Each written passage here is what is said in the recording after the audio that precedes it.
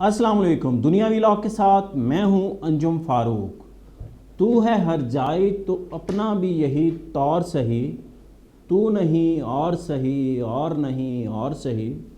हमारी सियासत का यही चलन है।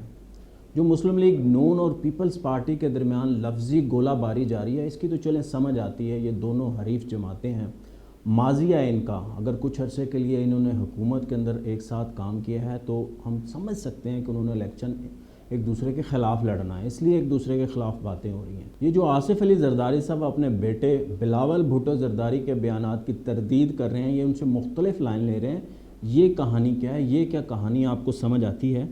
अभी ये सिलसिला बिलावल साहब जो है अदारों के ऊपर तनकीद कर रहे हैं, इलेक्शन कमीशन के ऊपर तनकीद कर रहे हैं, कठपुतलियाँ बनाने के ताने दे रहे हैं और इलेक्शन कमीशन को कह रहे हैं कि जनाब आप इलेक्शन कराएं 90 डेज़ के अंदर, आपका जो किरदार है वो मशकूक है। दूसरी तरफ जो आसिफ अली ज़रदारी साहब हैं वो कह रहे हैं नहीं, हमें इलेक्शन कमीशन पे एतमाद है, इलेक्शन कमिश्नर पे एतमाद है, बाकी मेंबर्स पे एतमाद है। अगर मरदमशुमारी नोटिफाई हो गई थी तो अब ज़ाहिर है हल्का बंदियाँ ज़रूरी हैं और उसके बाद इलेक्शन होंगे। तो बिलावल साहब से जब पूछा गया कि आपके वालिद साहब तो ये कह रहे हैं, उन्होंने कहा कि मैं घर में उनका पाबंद हूँ, मगर जो पॉलिटिक्स है, सियासत है, पीपल्स पार्टी है, तो जो फ़ैसला सी करेगी और जो मेरे वर्कर कहेंगे मैं उसको देखना है। मैंने आसिफ अली ज़रदारी साहब की ख्वाहिश को नहीं देखना। ये मैं इस बारे में बताता हूँ आपको कि ये एक कहानी क्या है दोनों की। ये बाप बेटा एक दूसरे के ख़िलाफ़ गुड कॉप और बैड कॉप क्यों खेल रहे हैं, इसकी क्या वजूहत हैं? आपको सिर्फ ये यही नज़र नहीं आएगी, ये अभी अनकरीब आपको मुस्लिम लीग नून के अंदर भी इसी तरह के इख्तलाफात नज़र आएंगे। मियाँ नवाज शरीफ जब 15 अक्टूबर के बाद पाकिस्तान आएंगे तो वो पहली तकरीर के अंदर वो शहबाज शरीफ साहब की हुकूमत के ऊपर तनकीद करेंगे। वो शाहिद खाकान अब्बासी साहब की जो 2017 से 18 तक की हुकूमत थी उसको भी डिसऑन करेंगे। वो कहेंगे कि मेरी जो हुकूमत थी वो 13 से 17 तक थी, 28 जुलाई 2017 तक, मैं उसका जवाबदेह हूँ। मैं वो अगर हिसाब लेना है तो आप मुझसे उसका लें। मेरी हुकूमत की कारकर्दगी देखनी है तो 13 से 17 तक की देखें। मैं शाहिद खाकान अब्बासी और शहबाज शरीफ की हुकूमतों का जवाबदेह नहीं हूँ। आप मुझे देखें, मेरे दौर के अंदर महंगाई क्या थी, मईशत कहाँ पे खड़ी थी, जो ग्रोथ रेट थी वो कहाँ पे थी, और जो ज़र मुबादला के ज़खायर थे, पेट्रोल की और डीज़ल की कीमतें थी वो कहाँ थी, सोने का भाव कहाँ पे था, बैरूनी सरमायाकारी, बिजली के कारखाने हमने लगाए, उसका भी वो कह रहे हैं वो 11,000 मेगावाट बिजली लगाई, वो उसका क्रेडिट लेंगे।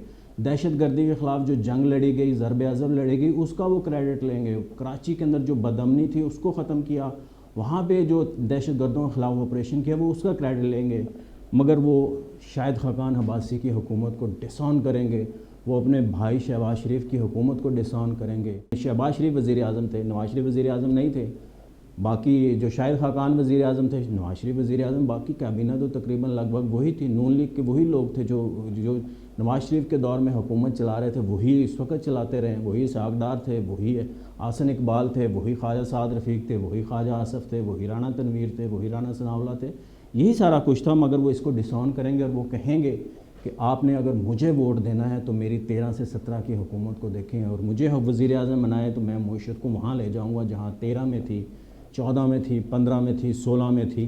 तो वो ये सारी सूरत हाल आपको नज़र आएगी आगे चल के। और इसी तरह इसी का नाम सियासत है। सियासत के सीने में दिल नहीं होता, सियासत में रिश्तेदारी नहीं देखी जाती, सियासी मफादात देखे जाते हैं। बिलावल साहब और ज़रदारी साहब भी बिल्कुल कुछ ऐसा ही कर रहे हैं। वो गुड कॉप और बैड कॉप खेल रहे हैं। वो आसिफ अली ज़रदारी साहब के ख़िलाफ़ कराची के अंदर कहा जा रहा है और बिलावल भुट्टो के ख़िलाफ़ और मुराद अली शाह के जो लोग हैं उनके ख़िलाफ़ वहाँ पे घेरा तंग हो रहा है। उनके कुछ लोगों को, बिलावल साहब के और मुराद अली शाह साहब के जो करीबी लोग हैं उनको नाम स्टॉप लिस्ट के अंदर डाल दिए गए हैं। FIA ने डाले हैं, उनको बैरून मुल्क जाने की इजाज़त नहीं है और ऐन मुमकिन है आगे चल के कुछ गिरफ़्तारियाँ भी हों, क्योंकि देखा जा रहा है जो इस वक्त ये गवर्नमेंट आई है ना, ये अब करप्शन के ख़िलाफ़ जो एक नारा लगा हुआ है मुल्क के अंदर, और जिस तरह से क्रैकडाउन हो रहा है और जिस तरह से माफिया को पकड़ा जा रहा है, स्मगलर्स को पकड़ा जा रहा है, भत्ताखोरों को पकड़ा जा रहा है, और जो लोग भी इस मुल्क की इकानमी को तबाह करने के ऊपर जो उनके ख़िलाफ़ क्रैकडाउन हो रहा है, डॉलर की स्मगलिंग के ख़िलाफ़ क्रैकडाउन हो रहा है, चीनी की, बिजली चोरों के ख़िलाफ़ हो रहा है। तो इस हल्ले के अंदर जो है ना, पीपल्स पार्टी की हुकूमत चूँकि पाकिस्तान में सबसे ज़्यादा रही है, सिंध के अंदर 2008 से लेकर 2023 तक मुसलसल रही है, 15 سال آلموسٹ جو ہے نا 3 حکومتیں، اور جو ہمارے مراد علی شاہ ہیں ان کو بھی تقریباً 8 سے 9 سال ہو گئے ہیں، 2015 میں یہ بنے تھے، وزیر اعلیٰ مراد علی شاہ بنے تھے قائم علی شاہ کی جگہ۔ تو ان سارے لوگوں کو دیکھا جا رہا ہے، انویسٹیگیٹ کیا جا رہا ہے کہ وہاں پہ کیا ہوا ہے اور کیسے یہ حکومت چلتی رہی ہے، کرپشن کیوں ہے اس شہر کے اندر بدعنوانی کیوں ہے، جو مافیاز ہیں، جو لینڈ مافیا ہیں ان کے پیچھے کون ہے، جو وہاں پہ بھتا لیتے ہیں ان کے پیچھے کون ہے، وہاں پہ چائنا کٹنگ کرتے ہیں، وہاں پہ پلاٹوں پہ قبضے کرتے ہیں، اور جو باقی معاملات ہیں وہاں پہ گورننس کے مسائل ہیں، وہاں پہ کرپشن کے مسائل ہیں، ان ساری چیزوں کو دیکھا جا رہا ہے اور اس کے اوپر تیز ہو رہا تھا۔ زرداری صاحب باہر چلے گئے، بلاول صاحب باہر چلے گئے، اب آئے ہیں تو انہوں نے ایک پالیسی بنائی ہے، یہ وہی پالیسی ہے جو 90s سے بلکہ 80s سے شہباز شریف صاحب اور نواز شریف صاحب کرتے رہے ہیں۔ شہباز شریف جو ہے نا اچھے بچے بن کے رہتے ہیں، اور نواز شریف صاحب اپنی ایروگینس ہے، وہ اسٹیبلشمنٹ سے ہمیشہ بھڑ جاتے ہیں، مگر شہباز شریف ہیں وہ ذرا پانی ڈالتے رہتے ہیں، آگ بجھاتے رہتے ہیں۔ یہی پالیسی اب انہوں نے کی ہے۔ بلاول چونکہ نوجوان ہیں، اگریسو ہیں، وہ عوامی سطح کے اوپر انہوں نے ایک جو ہے نا مہم بھی شروع کی ہے، سندھ کے اندر یہ مہم شروع کی ہے، اور وہاں پہ بھی وہ اپنی ظاہر ہے اپنی ساکھ بحال کر رہے ہیں۔ اس کے بعد ہو سکتا ہے وہ پنجاب کی طرف بھی آئیں، اسلام آباد کی طرف جائیں، وہ ظاہر الیکشن کیمپین شروع ہو چکی ہے تو اس کو وہ دیکھ رہے ہیں، اور وہ بار بار مطالبہ کر رہے ہیں کہ 90 ڈیز میں الیکشن ہونے چاہیے۔ بلاول صاحب سے میں پوچھنا چاہتا ہوں، جب مشترکہ مفادات کونسل کے اندر فیصلہ ہوا تھا اور نوٹیفائی کیا گیا تھا مردم شماری کو، تو کیا آپ کو اس وقت نہیں معلوم تھا کہ الیکشن ایکٹ 2017 کی شق کے 17 کے تحت آپ کو پھر حلقہ بندیاں کرنی پڑ جانی ہیں؟ اگر یہ نوٹیفائی ہوگی، آپ کو مراد علی شاہ صاحب کو چاہیے تو اس وقت اس کے اگینسٹ جاتے، مگر وہ نہیں گئے۔ اگر وہ اس وقت اگینسٹ چلے جاتے تو شاید یہ معاملہ اس طرح سے نہ ہوتا۔ خیر آپ کی پوزیشن ہی واضح ہو جاتی، مگر آپ نے تو ساتھ دیا تھا اس کا۔ اس میٹنگ کے اندر قمر زمان قاہرہ صاحب بھی تھے، انہوں نے بھی اپوز نہیں کیا۔ تو یہ صورتحال ہے، یہ جو ہے نا گڈ کاپ اور بیڈ کاپ کھیلنا بند کریں، عوام کو بیوقوف بنانا بند کریں۔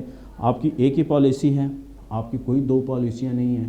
آپ باپ بیٹا صرف وہ یہی ہے کہ وہ عوامی سطح کے اوپر جو ہے نا ایک پرنسپل سٹینڈ لیں گے، اور زرداری صاحب وہی اداروں کے ساتھ اچھے تعلقات، الیکشن کمیشن کے ساتھ اچھے تعلقات، زرداری صاحب پانی ڈالیں گے، اور یہ اسی طرح ہی سلسلہ چلتا رہے گا جس طرح یہ پہلے چلتا رہا تھا۔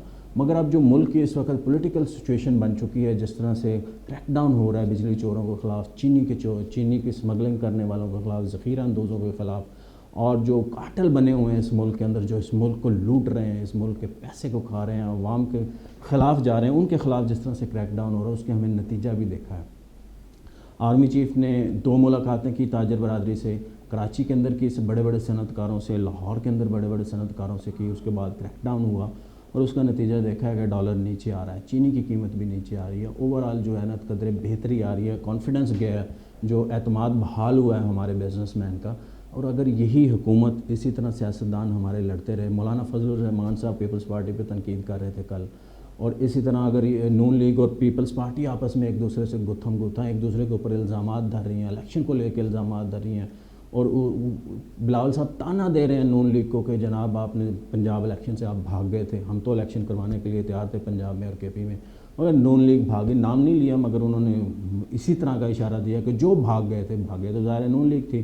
تو یہ ساری سچویشن ہے، اگر یہ اسی طرح الیکشن کو لے کے یا دیگر معاملات کے اوپر پولیٹیکل پارٹیز آپس میں گتھم گتھا رہیں، اسی طرح ہی لڑتی رہیں، تو جو اس وقت کی نگران حکومت ہے اور وہ اسی طرح پرفارم کرتی رہی جس طرح سے ڈنڈے کے زور کے اوپر پرفارم کر رہی ہے وہ، اور جس طرح سے ہماری پیچھے اسٹیبلشمنٹ نے کریک ڈاؤن کیا ہوا ہے، اور اس کے بعد معیشت کے حالات بہتر ہو رہے ہیں، اور اگر باعث سرمایہ کاری آ جاتی ہے، اور بیرونی سرمایہ کاری سعودی عرب سے آنی ہے، سرمایہ کاری UAE سے آنی ہے، قطر سے آنی ہے، چائنا سے آنی ہے، اور اگر یہ 75 ارب ڈالر کی 100 ارب ڈالر کی سرمایہ کاری آ گئی تو اس ملک کے اندر جو ہے نا حالات بہتر ہو جائیں گے۔ اور اگر یہ اسی طرح ہی جو اداروں کی پرائیویٹائزیشن کا سلسلہ ہے جس طرح کہا جا رہا ہے، اگر یہ سلسلہ شروع ہو، اس سے بھی بہت سارا پیسہ آئے گا، اس سے کیا ہوگا، ہمارے زر مبادلہ کے ذخائر بڑھیں گے، ہمارا روپیہ مستحکم ہوگا، ملک کے اندر سے مہنگائی ختم ہوگی، مہنگائی بہت کم ہوگی۔ تو اسی طرح اگر نگران حکومت نے پرفارم کیا تو پھر یہ لڑائی لڑتے رہ جائیں گے، گیم ان کے ہاتھ سے نکل جائے گی، اس لیے ان کو ایک دوسرے کے ساتھ لڑنا نہیں چاہیے، ایک الزام تراشی نہیں کرنی چاہیے۔ 16 ماہ آپ ایک دوسرے کے ساتھ مل کے حکومت کرتے رہے ہیں، یہی الیکشن کمیشن بلاول صاحب آپ کو بڑا اچھا لگتا تھا، یہی اسٹیبلشمنٹ آپ کو بڑی اچھی لگتی تھی، مگر اب اگر آپ تنقید کریں گے، اور اسی طرح نون لیگ کے لیے بھی یہی سبق ہے، اگر وہ ایک دوسرے کے اوپر الزامات دھرتے رہے، ایک دوسرے کے اوپر تانے دیتے رہے، تو پھر ہاتھ سے ان کے گیم نکل جائے گی، پھر وہی ہوگا جو نگران حکومت چاہے گی، اور پھر وہی ہوگا، یہ پرلونگ بھی ہو سکتی ہے۔ اگر پنجاب کے اندر 3 ماہ سے نکل کے یہ اب 9 ماہ کی ہوگی، اور آگے پتہ نہیں کب الیکشن ہے، تو یہ صورتحال جو ہے نا وفاق کے اندر بھی ہو سکتی ہے، باقی صوبوں میں بھی ہو سکتی ہے. اس کو ہمارے سیاستدانوں کو، پولیٹیکل جماعتوں کو ایک دوسرے لڑائی لڑنے سے پہلے ان چیزوں کے بارے میں بھی سوچنا چاہیے. مجھے دیجیے اجازت. اللہ حافظ.